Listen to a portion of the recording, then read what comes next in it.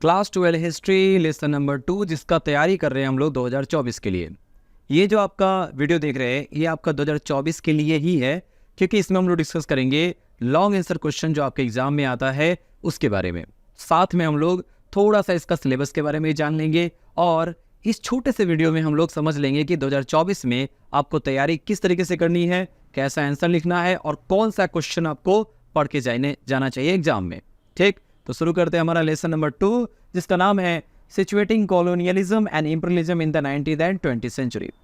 Lesson number 1 जो था आपका वो इतिहास के बारे में था कि इतिहास को हम लोग और किस किस रूप में जानते हैं, लेकिन ये सिलेबस में आपका पहली बार है कि आपको रियल हिस्ट्री में यानी कि 17वीं या 18वीं शताब्दी में जब देश गुलाम होना स्टार्ट हुआ था। गुलाम कहने का मतलब यहाँ पर दो वर्ड से है, कॉलोनियलिज्म एंड इंपीरियलिज्म। ये दोनों ही वर्ड इसी से रिलेटेड है।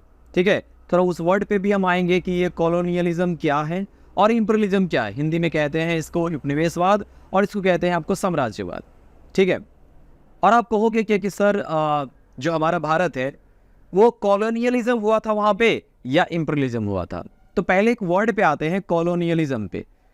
कॉलोनियलिज्म जो वर्ड आया है किस तरीके से आया है, आप लोग भी अभी आप अपने मोहल्ले में भी यूज करते हो। कभी कभी आप लोग बुलाते हो कि हाँ मैं किस कॉलोनी से हूँ, कॉलोनी का नाम आता है। ठीक है, अब ये कॉलोनी से ही कॉलोनियलिज्म बना है। कैसे बना है, थोड़ा इतिहास पे आते हैं। ठीक है, जैसे कोई एक देश का व्यक्ति, अगर हम दिखाए आपको, कोई भी एक देश का व्यक्ति, ये हटा लेते हैं,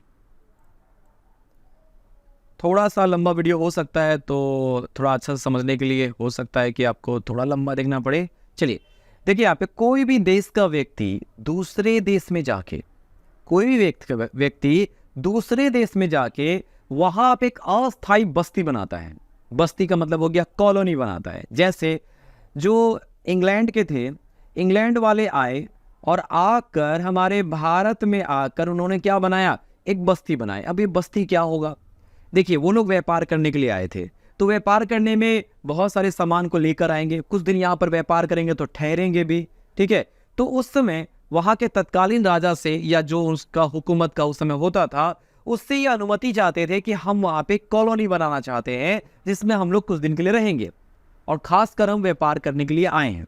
तो वो वर्ड जो है कॉलोनी, एक देश से दूसरे देश में गया और वहाँ जो स्थापित किया वो कॉलोनी हुआ। आप याद रखिएगा कि वो व्यापार के दृष्टिकोण से हुआ है। ठीक है, इसके बाद वो कॉलोनी कॉलोनियलिज्म में कैसे बदल गया, कैसे बदल गया, चूंकि वहां व्यापार कर रहा है और व्यापार के फायदे के लिए, आर्थिक फायदे के लिए वो जितने तरह के हथकंडे अपना सकता है उसने अपनाए। जैसे कि हमारा ईस्ट इंडिया कंपनी जो आया था भारत में, वो पहले व्यापार करने आया था, लेकिन उसने क्या किया, धीरे धीरे वो व्यापार को और अच्छा करने के लिए, जैसे कि आपका आर्थिक रूप से टैक्स कम दिया जाए। ठीक है, कहीं पर जाके भी हम लोग व्यापार कर सके। जैसे बंगाल में दिक्कत हो रहा था तो वो एक ऐसा फरमान लेके आया ताकि वह बंगाल में भी आराम से कर सके। ठीक है, तो एक ऐसा सिचुएशन क्रिएट करना कि आपको फायदा हो, आर्थिक रूप से आपको फायदा हो, तो वो कॉलोनियलिज्म कहलाने लगा। अब बोलोगे सर कि सर ये किसी देश पे हमला करके उसको आपस में मिलाना, उसको क्या कहते हैं, उसको कहते हैं इंपीरियलिज्म। ठीक है, तो क्या जो आए थे अंग्रेज लोग, ठीक है, वो हमारे यहाँ पे इंपीरियलिज्म किए या कॉलोनियलिज्म, दोनों किए। कैसे किए, देखिए जब वो लोग आए थे शुरू में तो व्यापार करने के लिए आए थे, वो व्यापार किए। ठीक है, और ये आपको स्टार्ट होता है 1707 से शुरू होता है और ये 1857 का जो जिस समय विद्रोह हुआ था, हमारा बहुत बड़ा संग्राम हुआ था, क्रांति हुई थी, उस समय तक, उस समय के इतिहास को हम लोग कहेंगे कि अंग्रेजों ने हमारे ऊपर में कॉलोनियलिज्म किया था, हमारे पूरी आर्थिक व्यवस्था को अपने अंदर उसका अपने कब्जे में कर लिया था। लेकिन 1857 के बाद 1858 में जो इंग्लैंड की जो प्रशासन है उसने क्या किया कि नहीं, वो एक कंपनी थी। ठीक है, वो कंपनी जाके वहां शासन नहीं कर सकती है, तो अब वो लोग आधिकारिक रूप से हम पे क्या किए, साम्राज्यवाद की तरफ आके हम लोग का पॉलिटिक्स में यानी कि राजनीति में प्रवेश कर गया और ऐसे प्रवेश किया कि वर्ल्ड में ऐसा दिखाया जाएगा कि जो इंडिया है वो अंग्रेजों की गुलाम है, या फिर कह सकते हैं कि उसका एक आधिपत्य वहां पे है। तो इसको कहेंगे हम इंपीरियलिज्म। तो 1857 के बाद 1947 तक हम लोग क्या थे, इंपीरियलिज्म में थे, और उसके पहले हम लोग कॉलोनियलिज्म में थे। क्लियर हुआ? अगर कुछ और डाउट वगैरह है इसमें तो आप जब लाइव क्लास होगा इसके बाद नेक्स्ट वीक जो लाइव क्लास होने वाला है आपका, मैं तारीख पहले से बता देता हूँ, 3 तारीख को, 3/10/2023 का, उसमें हम लोग लेसन नंबर 2 के बारे में क्या करेंगे, डिस्कस करेंगे। लाइव क्लास में आइए, अगर आपको कोई भी डाउट वगैरह होता है तो आप उसमें पूछ सकते हो। ठीक, तो ये हो गया आपका कॉलोनियलिज्म एंड इंपीरियलिज्म। हमारा चैप्टर भी उसी पे है, लेकिन हम लोग किस पे क्या बात करने वाले हैं, हम लोग नोट्स का कि हम लोग क्या पढ़ के जाएंगे एग्जाम के लिए। ठीक है, तो थोड़ा सा हमने आपको बताया कि कॉलोनियलिज्म और इंपीरियलिज्म क्या होता है। आपका एग्जाम में देखिए हम लोग जो तैयारी करेंगे उस हिसाब से ये आपको मैंने दिया है कि 2015 से लेकर 23 तक हम लोग क्वेश्चन को देखेंगे कि कैसे क्वेश्चन आया हुआ है, और ये मेरे 5 क्वेश्चन दिया है आपको 24 में पढ़ने के लिए। ठीक है, जो यूट्यूब वाले हैं इसको आप देख सकते हैं, और ये जो क्वेश्चन का आंसर है यूट्यूब में तो नहीं मिलेगा, आपको एप्लीकेशन में आना पड़ेगा जो कि ईट क्लासेस है, गूगल प्ले स्टोर में मिल जाएगा। यही 5 क्वेश्चन ही क्यों पढ़ना पड़ेगा उसके बारे में थोड़ा सा डिस्कस कर लेते हैं। आते हैं यहाँ पे, जो हमारा यहाँ पर देखिए सिलेबस दिया हुआ है, सिलेबस में जितना सिलेबस के हिसाब से क्वेश्चन बन सकता है उसी पे हम लोग चर्चा करेंगे। पहला है आपका, यहीं से स्टार्ट होता है कि 17वीं शताब्दी और 18वीं शताब्दी में कैसे एशिया, और एशिया में तो न्यू कॉलोनिज्म आया ही आया। एक छोटा सा व्यू देना है आपको कि 17वीं 18वीं शताब्दी में एशिया में क्या घटना घटा, और ये न्यू वर्ल्ड क्या है। देखिए न्यू वर्ल्ड क्या है, थोड़ा सा हम इसको बता देते हैं आपको, थोड़ा इतिहास में आ ही जाएंगे वहाँ पे, और थोड़ा लंबा वीडियो चला ही जाएगा, पर कोई बात नहीं है, थोड़ा चैप्टर को भी समझना जरूरी है। देखिए यहाँ पर जब जहाज से पुर्तगाली लोग बाहर निकले कि हम नए दुनिया के तलाश में हैं, ठीक है, तो ज़्यादातर जो लोग थे जो यूरोपीय देश से थे वो भारत आना चाहते थे। क्यों?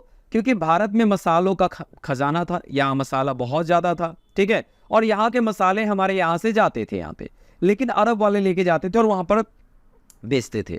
अब हुआ क्या कि इन लोग सोचे कि डायरेक्ट हम लोग जाएंगे इंडिया में, तो ये लोग निकले, तो कहाँ निकले इंडिया के खोज में, लेकिन निकलते हुए कहाँ पहुँच गए, इस जगह पहुँच गए, कहाँ पहुँच गए, इस जगह पहुँच गए।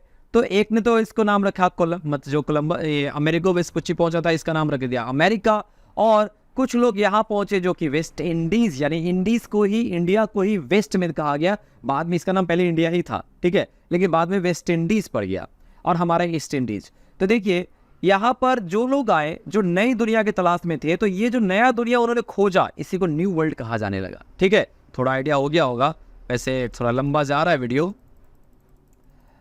अब आते हैं हमारा कि जो चैप्टर शुरुआत होता है हमारा कि एशिया के लेकर, और उस समय जितने भी देश थे यूरोप के देश, वो लोग इसमें बड़े बड़े जहाज बना के और निकल पड़े कि हम नई दुनिया के तलाश में हैं। नए दुनिया की तलाश होते होते इन्होंने क्या देखा, एक इंपीरियलिज्म और कॉलोनिज्म का कॉन्सेप्ट हमारे सामने आ गया। कैसे आ गया? उसके पीछे कारण बहुत सारा था कि उसी समय 16वीं शताब्दी में क्या हुआ था, इंडस्ट्रियल रिवोल्यूशन। उसमें सारे देश को जो इंडस्ट्रियल रिवोल्यूशन में आए थे उनको 2 चीज़ की ज़रूरत थी। पहला, अब वो ज़्यादा उत्पादन कर रहे थे। जब आज ज़्यादा उत्पादन करेंगे तो 2 चीज़ों की आवश्यकता होगी। पहला तो कच्चा माल हमको चाहिए, कहीं से खरीदना होगा, और दूसरा हम जो उत्पादन कर रहे हैं वो कहीं बेचेंगे ना। जैसे अगर मान लीजिए पहले हम 10 शर्ट बनाते थे तो 10 ही लोग पहनते थे, पर हम उसी मशीन से अब 90 या 100 शर्ट बना रहे। आदमी तो 10 ही है, तो 90 लोग कहाँ से लेके आएंगे? तो हमें बाजार की आवश्यकता है। तो बाजार के लिए वो लोग बाहर निकले कि हम कहाँ जाके इसको कर सकते हैं। तब एक कॉन्सेप्ट आया आपका इंपीरियलिज्म और कॉलोनिज्म का। पहले वो लोग कॉलोनिज्म में आए कि चलो व्यापार करेंगे, बाद में देखा कि नहीं, सारे देश मिलकर अगर एक जगह आ जाएंगे तो फिर वही वाला हाल हो जाएगा कि अगर सभी मिलने के बीच में अगर आप रोटी छोड़ दो तो सभी झगड़ा ही करेंगे। तो वो इंपीरियलिज्म कॉलोनिज्म दोनों ही वहाँ पे क्या हो गया, अपना काम करने लगा। ठीक, ये उसके बाद आता है आपका मर्केंटाइल कैपिटल, जिसमें कहा जाने लगा कि आप जो एग्रीकल्चर करते हो, एग्रीकल्चर से जो सामान आप पैदा कर रहे हो वो कितने दिन रहेगा, कुछ दिन रहेगा। उसकी जगह आप क्या करो, सोने चांदी जमा करो। सोने चांदी जमा करो मतलब आप व्यापार करो, दूसरे से व्यापार करोगे तो आपको पैसा मिलेगा। ठीक है, वो पैसा आप संचय करोगे तो आप किसी से भी कुछ भी खरीद सकते हो। ठीक है, तो ये मर्केंटाइल कैपिटल जो आया, इंडस्ट्रियल या फिनांस कैपिटल के रूप में आया। हम लोग जब क्वेश्चन आंसर करेंगे ना तो और ब्रॉड वे में जाएंगे। फिर इसको एक बहुत ही खतरनाक रूप से दिखाया हॉब्सन एंड लेनिन ने। कैसे दिखाया कि इसी की वजह से प्रथम विश्व युद्ध और द्वितीय विश्व युद्ध का जो हमको झेलना पड़ा, उसका एक बोल सकते हैं कि एक ट्रेलर उन्होंने दिखा दिया था कि आगे जाके ऐसा होने वाला है, ठीक है, और हुआ भी। इसके बाद हम लोग ये सब सारे चीज को पढ़ेंगे। लास्ट में आता है क्वेश्चन ऑफ रेस। रेस का मतलब जाति। उस समय जो यूरोपीय देश के लोग थे वो लोग गोरे थे, ठीक है, और जहां जहां जाकर उन्होंने अपना उपनिवेश स्थापित किया या साम्राज्य स्थापित किया, वो ज्यादातर काले लोग थे या सांवले लोग थे या रेड मतलब लाल लोग थे, ठीक है। तो कहा जाने लगा कि जो रेस मतलब जाति का जो सवाल है, वो सवाल क्या है कि उच्च जाति के जो, जैसे कि व्हाइट एंड ब्लैक, उसको उच्च जाति व्हाइट को ही मान लिया गया, ठीक है। क्यों मान लिया गया? कि उन्होंने सब जगह जाके क्या किया था, अपना उपनिवेश स्थापित किया था। तो ये जो क्वेश्चन ऑफ रेस आया वहां पे, उस चीज को हम लोग थोड़ा सा क्या करेंगे, समझेंगे। तो ये थोड़ा सिलेबस के बारे में हो गया। अब हम लोग क्वेश्चन क्या पढ़ के जाएंगे। देखिए आपका इसमें जो अभी तक जितना आया है क्वेश्चन, वो मैं आपको बता देता हूं। यहाँ पे वो क्वेश्चन कुछ इस तरह से आया है कि 15, 16, 17, 18, 19, 20, 21 में एग्जाम कैंसिल हो गया था क्योंकि कोरोना की वजह से, और 22 में ये सिलेबस से एक्सक्लूड कर दिया गया था। 22 में ये सिलेबस में इंक्लूडेड नहीं था।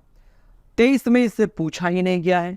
तो 24 में इसको सारे क्वेश्चन इंपॉर्टेंट हो जाते हैं। पर कौन सा पढ़ के जाए, कितना क्वेश्चन बन सकता है, उसमें देखिए सबसे जो ज्यादा बार क्वेश्चन पूछा गया है वो है हॉब्सन एंड लेनिन। बहुत ही प्यारा क्वेश्चन बनता है एग्जामिनर के लिए।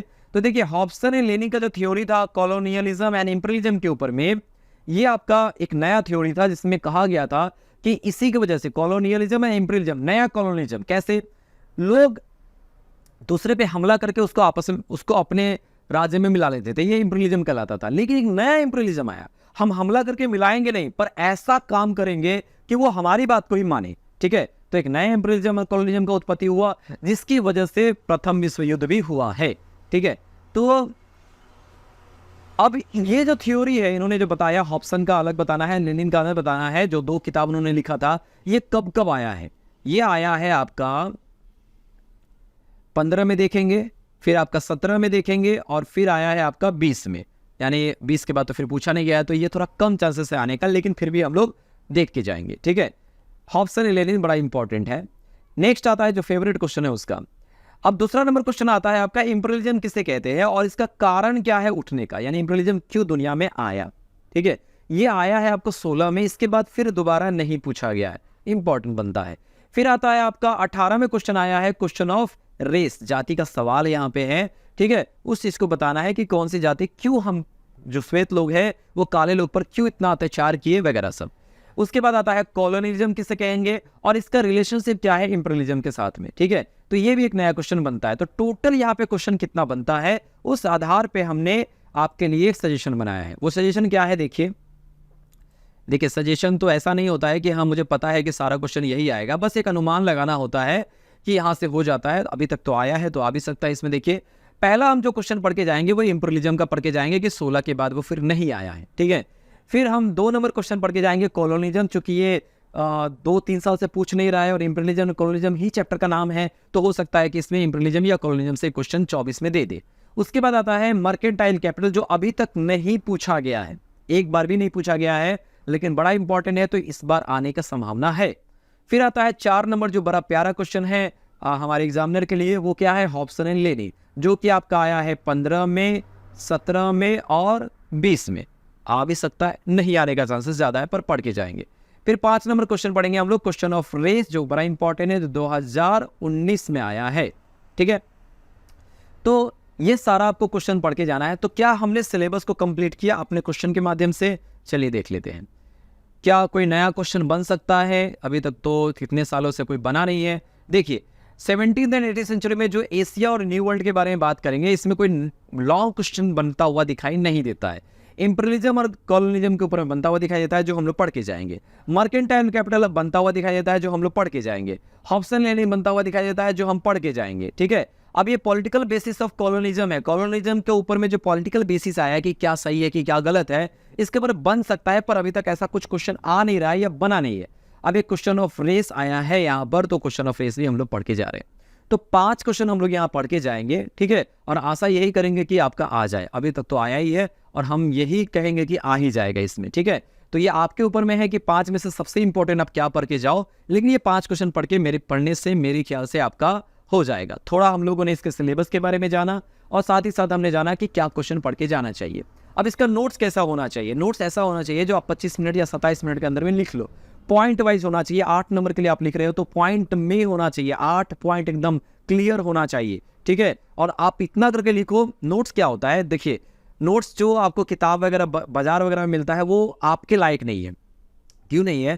क्योंकि देखिए कोई पॉइंट बहुत लंबा है, कोई पॉइंट बहुत छोटा है, तो आपको 25-27 मिनट में लिखना है तो आपको अपना से तैयारी करनी पड़ेगी 8 पॉइंट के साथ कि हम लिख सकते हैं वहाँ पे, ठीक है। उसी के हिसाब से मैंने आंसर बनाया है, ठीक है। ये तो नहीं कहूँगा कि मेरा आंसर सबसे अच्छा है, ये जरूर कहूँगा कि ये जो आंसर है आपको प्रॉम्प्ट करेगा एग्जामिनर को कि 8 में 8 देने का, ठीक है। क्योंकि इसमें पॉइंट है और इसमें जो बातें लिखी गई है आप उसको प्रेजेंटेशन बढ़िया से करोगे तो बहुत अच्छा सा नंबर आएगा, ठीक।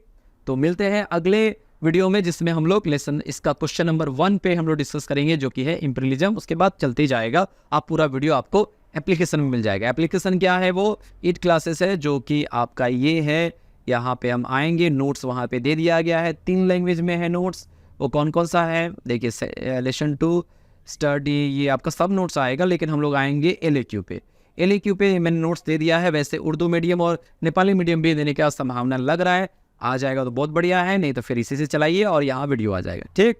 तो मिलते हैं अगले वीडियो में जिसमें हम लोग लेसन क्वेश्चन नंबर 1 के बारे में डिस्कस करेंगे। Thank you.